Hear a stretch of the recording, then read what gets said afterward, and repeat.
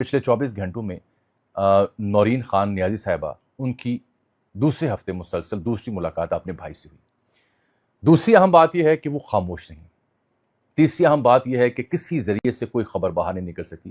ماں صرف ایک دو باتیں جو میں نے کل شام ویلاگ میں آپ کو بتائیں وہ تاثر تھے جو مختلف حلقوں سے مجھے ملے.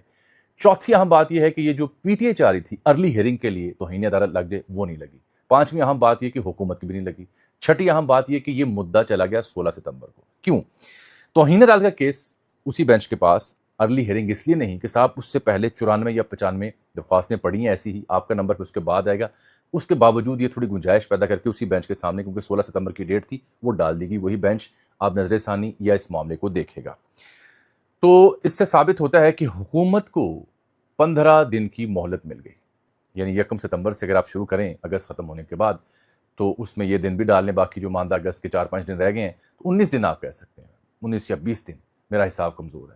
19 یا 20 دن کی مہلت ہے حکومت کے پاس کہ اس بیچ حکومت کیا کرتی ہے. یہ دو بڑی سیاسی جماعتیں کس حد تک معاملات کو دور اندیشی سے دیکھتی ہیں، میں یہ بات آپ سے عرض کر سکتا ہوں. عمران خان صاحب کی جو منتقلی تھی اس حوالے سے بھی ایک نیا انکشاف سامنے آیا. اشاروں کے ناموں میں نے عرض کی تھی آپ سے ایک پروگرام میں بھی اور ویلاگ میں بھی، لیکن کل شامی صاحب نے انکشاف کیا پروگرام میں. ان کی کسی ایسے شخص سے ملاقات ہوئی جو شاید میاں صاحب سے مل کے آیا تھا. تو انہوں نے بتایا کہ عمران خان کو شفا اسپتال نہ لے جانے پر میاں نواز شریف نے ناپسندیدگی کا اظہار کیا. ان کا کہنا تھا کہ اس فیصلے پر من و ان عمل ہونا چاہیے تھا. اگر ان کی یہ خواہش تھی اور اب وہ ذرائع سے باہر آ رہی ہے، تو پہلا سوال یہ ہے کہ میاں نواز شریف صاحب کی جو قائد ہیں ان کی اس خواہش پہ عمل کیوں نہیں ہوا؟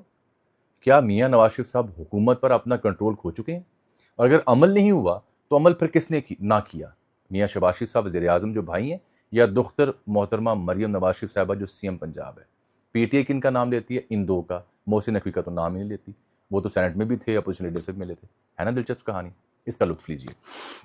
پھر جو پی ٹی آئی کا 27 ستمبر کا لینڈ مارک ہے جب انہیں احتجاج کرنا، وہ کہہ رہے ہیں 20 لاکھ بندہ آئے گا، سسٹم بیٹھ جائے گا، اس کی نوبت نہیں آنی کیونکہ 16 اس سے پہلے آ جائے گی. یہ بھی بات آج آپ نوٹ فرما لیں. پھر رانا ثنا صاحب کا انکشاف کہ جی شفا لے جایا جا رہا تھا، اس دوران انٹیلیجنس نے رپورٹ دی قرب و جوار میں کچھ گڑبڑ تھی، اس لیے راستہ موڑ لیا. پھر انکشاف کر رہے ہیں کہ گڑبڑ تھی، لیکن اس میں بیرسٹر گوہر نے ایک تصدیق ثبت کر دی، مہر ثبت کر دی. ہم اپنی ویلاگز میں دیکھنے والے جانتے ہیں کہ اس سلسلے میں پہلے دن سے ایک رائے رکھتے ہیں.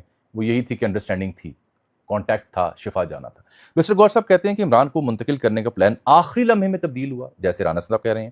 ایسا اگر نہ ہوتا تو ہم کافی آگے جا چکے تھے. وہی بات جو میں کہہ رہا ہوں، انڈرسٹینڈنگ ہے.